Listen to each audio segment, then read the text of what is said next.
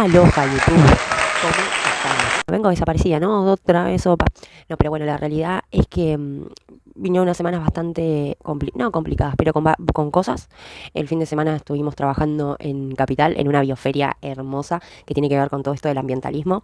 Así que estuvimos ahí en un stand de la ONG Ecohouse.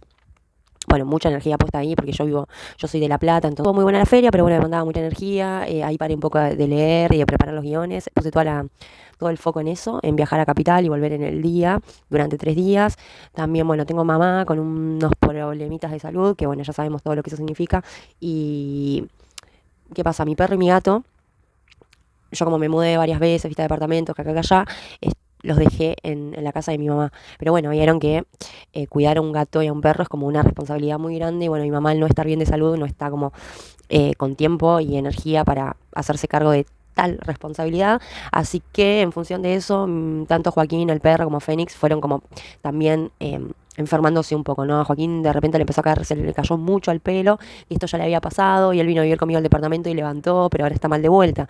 Yo como ahora vivo en un departamento muy chiquito con una gatita, no, no lo puedo traer a vivir conmigo, así que bueno, mi papá me hizo la recontra re secon y lo llevamos al veterinario y a la casa de él y nada, lo va a cuidar él, así que ahí estoy un poco más tranquila, porque por lo menos mi papá tiene los recursos para poder afrontar esta situación. Y bueno, y Fénix, el gatito que tiene la cara así hinchada de no sé, se le hizo todo como una pus, algo tremendo, se le deformó toda la cara. También lo llevamos al veterinario, no sabemos bien qué es, hay que hacerle unas placas, pero mientras tanto le estamos dando medicamentos tipo antibióticos y desinflamatorio y qué sé yo qué cosa. Y bueno, había que traerlo a casa porque mi mamá no se puede hacer cargo de esa situación, mi papá tampoco.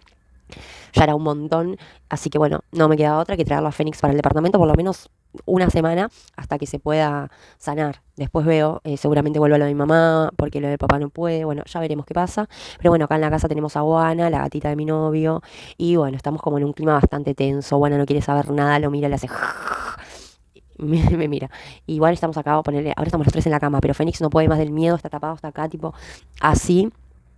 Y Juana está tipo con los ojos abiertos mirando todo, no está para nada relajada. Pero bueno, confío en mi experiencia, que ya viví esto más de una vez y sé que los gatos en principio son así y después se van adaptando y van diciendo, ah, ok, este guacho va a estar en casa unos días y bueno, se van llevando mejor. Contextualicé todo lo que me está pasando ahora en este momento. Así que vamos a arrancar con el video que les traje hoy, con la data que les traje hoy. No sé si se acuerdan que habíamos empezado a leer un libro que se llama Cannabis Medicinal, de el autor biomédico, psicólogo, entre otros, que se llama José Carlos Bouzo. Bueno, este señor acá nos viene a traer un tema sobre la mesa que es el cannabis, pero no el cannabis y su uso, si se quiere, un poco más recreativo, sino que precisamente el medicinal. ¿Por qué está prohibido? ¿Por qué una planta está prohibida? Ya hablamos un poco en el video anterior, así que vamos a seguir charlando y debatiendo acerca de lo que nos trae este libro. Avanzar con esta data específica de por qué se prohibió el cannabis, por qué se prohibió la planta de cannabis. Primero hay que tener en cuenta algunas como observaciones preliminares sobre la prohibición. Así que vamos a empezar a indagar un poco en eso. Primero, lo que vamos a charlar acá y tener en cuenta es el hecho de que la planta de cannabis ha acompañado al ser humano a lo largo de la historia, desde épocas prehistóricas, a lo largo y ancho de los continentes y las culturas. Tengamos en cuenta que preparados farmacológicos, o sea, sí, los preparados realizados con la planta de cannabis han estado presentes en todas las farmacias de todo el mundo. O sea, ¿se entiende eso? Realmente, antes de la prohibición, los mismos fármacos estaban compuestos, ¿se entiende? De cannabis, o sea, estaban presentes en las farmacias de todo el mundo. Uno iba a la farmacia a comprar un medicamento, una medicina, y dentro de ese preparado, los preparados estaban realizados con planta de cannabis. Esto sucedía hasta bien entrando el siglo XX, según dice este libro. Junto con el opio y algunos de sus derivados, el cannabis ha sido utilizado como remedio durante muchos siglos. Era el principal remedio que utilizaban muchas culturas para aliviar enfermedades. Principalmente el dolor, ¿entienden? Era el principal remedio que utilizaban muchas culturas alrededor de todo el mundo durante siglos enteros para aliviar el dolor. No para irse de fiesta y fumar y quedar ahí. No, no, no. Lo utilizaban ancestralmente, repito, para aliviar el dolor. Acá este autor plantea algo muy interesante, que es esto de poder llegar a entender a la mente y al cuerpo como una unidad.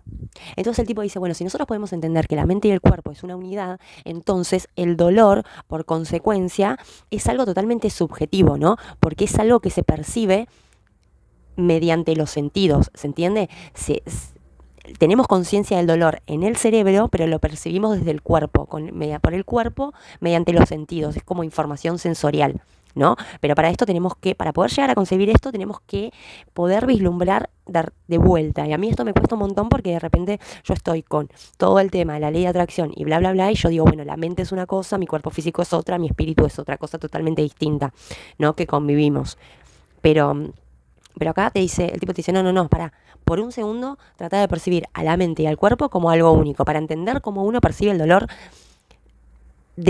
o sea, se toma conciencia, ¿no? El dolor toma conciencia, se hace consciente en el ser desde el cerebro. Acá el tipo plantea que el dolor crónico de origen neuropático, estoy medio atenta al gato. ¿Qué pasa, bebé?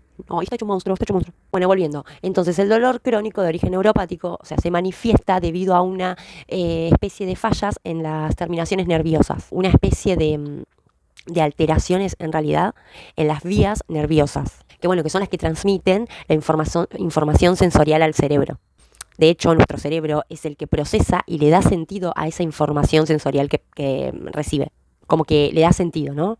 El tipo te dice, vos pensá esto, el dolor, con independencia de su causa, sí o sí se origina en el cerebro. Te plantea, bueno, el dolor, independientemente de su causa, donde se percibe es en el cerebro. Desde ahí es donde el dolor se convierte en una experiencia realmente subjetiva, íntima, personal, intraducible, real, porque el dolor, es imposible que uno pueda definir el dolor desde el exterior, ¿no? A ver, yo sé lo que es el dolor de muela, o yo sé lo que es el dolor de cabeza, o vamos al dolor que tienen las mujeres que menstruan, ¿no? En su periodo. A muchas mujeres sienten dolor. El dolor que sienten las mujeres cuando le dicen a un hombre que nunca sintió ese dolor, o sea, yo no le puedo explicar cómo se siente. Es como el dolor de cabeza, es un dolor totalmente diferente, ¿ok? Entonces, yo con ese ejemplo llego a entender a lo que apunta esta persona. El dolor es totalmente subjetivo, el dolor es totalmente personal, el dolor es totalmente íntimo. O sea, uno no puede sentirlo, percibirlo desde el exterior, uno lo siente desde el cuerpo y solamente uno sabe cuál es el umbral del dolor que estás sintiendo, ¿ok? Sí, me duelen los ovarios, pero no tanto. No, me están matando de dolor. No. O sea, sí, porque no todos los dolores son iguales, se perciben dolores intensos o no. Pero eso, ¿quién lo percibe? La persona que lo está transitando. Ustedes entiendan que existen dolores crónicos. Capaz que alguna persona que está viendo este video padece esa situación o conoce a algún familiar o algo que padece de dolores crónicos. Y los dolores crónicos son los únicos que no poseen marcadores biológicos. Esto quiere decir parámetros que nos permitan medirlo. Por eso repito, el dolor es muy subjetivo y aproximarse a él desde fuera es imposible por naturaleza. El dolor posee como un componente psicológico que es indisociable de su componente físico. Si asumimos de que la mente y el cuerpo forman parte de una unidad y que el dolor se manifiesta en el cerebro, entonces entenderíamos, ponele, que el dolor es netamente, porque hablo así, es psicológica. O sea, es una experiencia psicológica. Porque el dolor se manifiesta en el cerebro. Y desde ahí se eleva la conciencia. O sea, uno puede ser consciente de que está transitando un dolor. Estamos hablando de todo esto. Bueno, ahora entramos en el tema. ¿Qué pasa con las medicinas psicoactivas? O sea, ¿qué son las medicinas psicoactivas? Son aquellas que actúan directamente en el cerebro. O sea, ¿qué pasa con los antibióticos, analgésicos y demás? Actúan en el componente físico del dolor, ¿se entiende? Bueno, se va a desinflamar esta zona para que te deje de doler. Bueno, te voy a dar esto para que baje la infección y te deje de doler, ¿no? En la parte física. todo lo que nosotros, cuando vamos a la farmacia y compramos algún tipo de medicina, son medicinas que actúan directamente en el cuerpo del dolor, ¿ok? Ahora, las medicinas psicoactivas, por ejemplo, todas las que son derivadas de la planta del cannabis, ay, mi gatito está loco, escucho un ruido y se vuelve loco. Fénix, los tengo con correa, chicos, adentro de casa, pero bueno, entendemos la situación. ¿Qué pasa, hijo? ¿Tenés miedo? No tengas miedo. Bueno, ¿qué estaba diciendo? Bueno, entonces, estas medicinas psicoactivas, la diferencia, ¿por qué son tan efectivas? Porque pueden alivianar cualquier tipo de dolor, hasta los dolores crónicos. ¿Por qué? Porque estas medicinas actúan directamente en el cerebro. Porque claro, al actuar directamente en el cerebro, que el cerebro es el órgano donde se manifiesta el dolor, inevitablemente,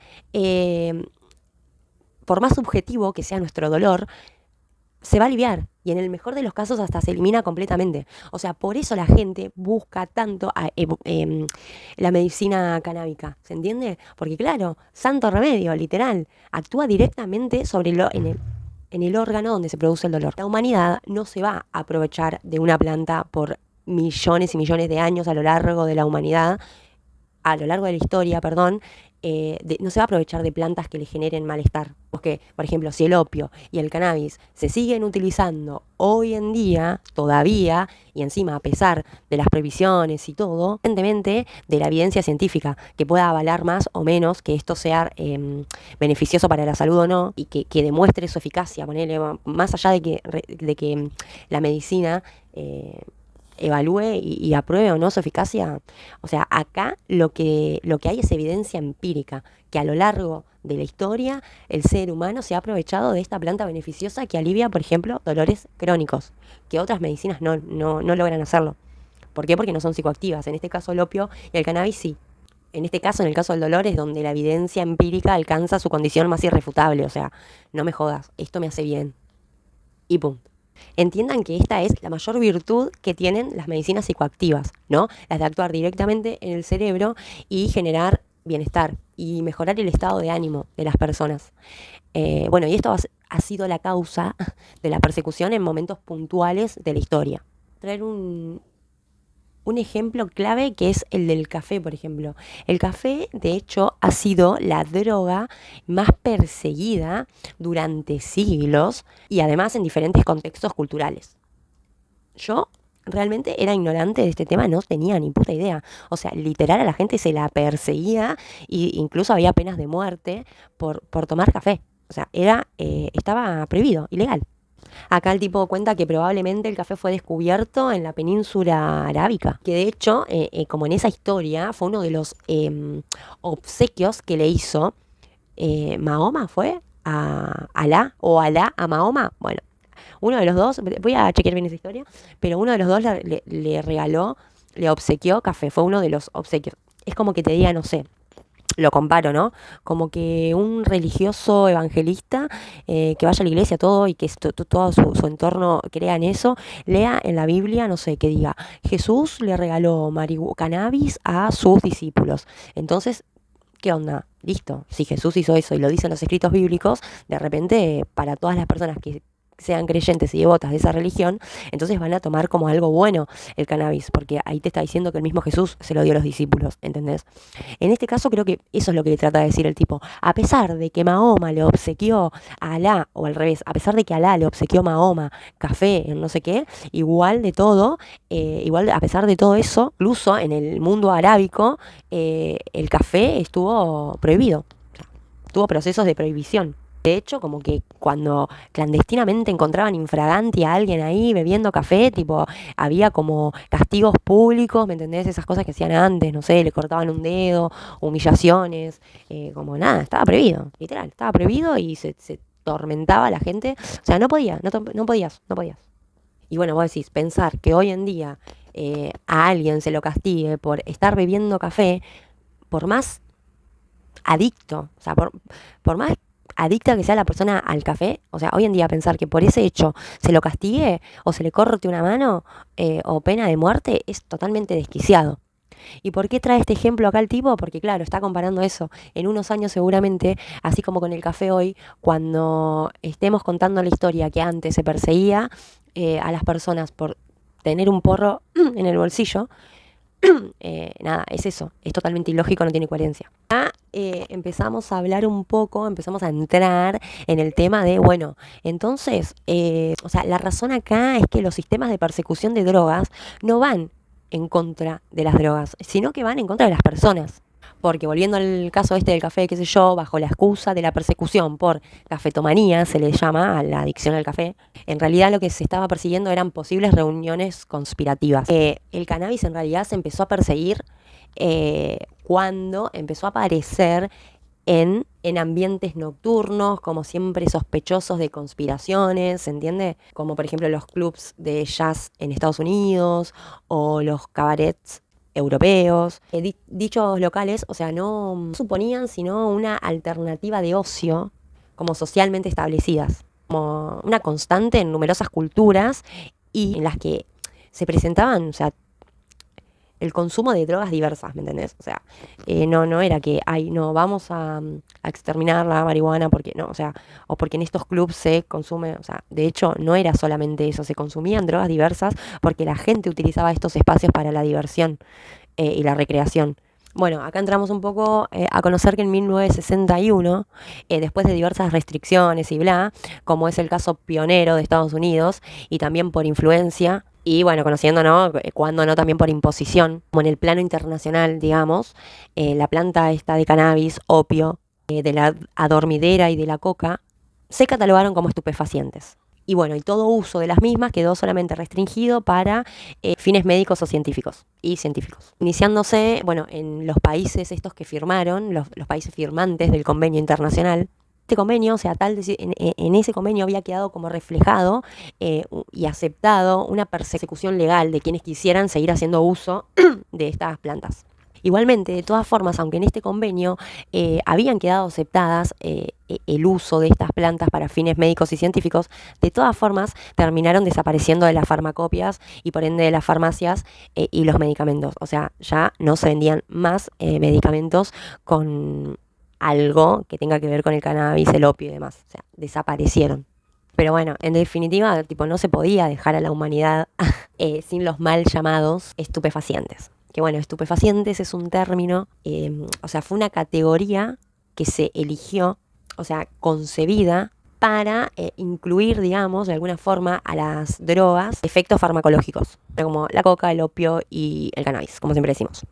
Y como para ir cerrando, quiero agregar otro dato que, bueno, es fundamental, que también el país que prohibió el uso de la planta de cannabis, que inició la prohibición del cannabis, es también así como el escenario de una paradoja radical. ¿A qué nos referimos con esto? Hoy en día, por lo menos es lo que planteaba este libro que fue escrito en el 2008, ¿fue lanzado? Yo me olvidé. Bueno, lo voy a dejar acá.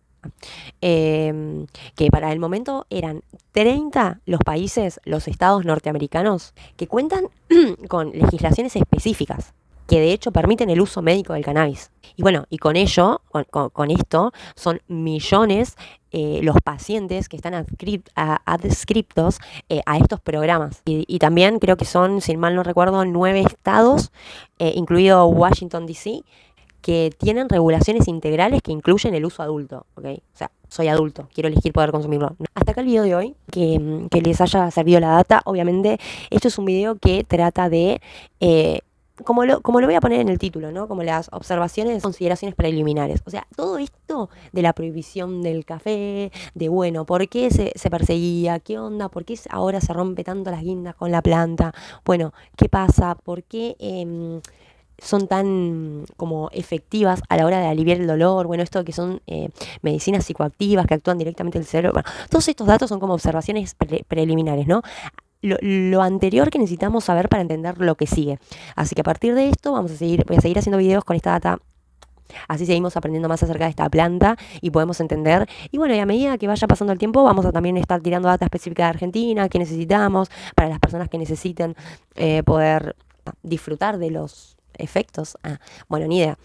Así que bueno, repito, hasta acá el video de hoy. Espero que les haya gustado, que les haya servido la data. No se olviden de suscribirse, de poner me gusta y estar atentos. Si quieren pueden ponerle el temita de la campanita, porque de repente yo no se sabe cuándo voy a mandar video.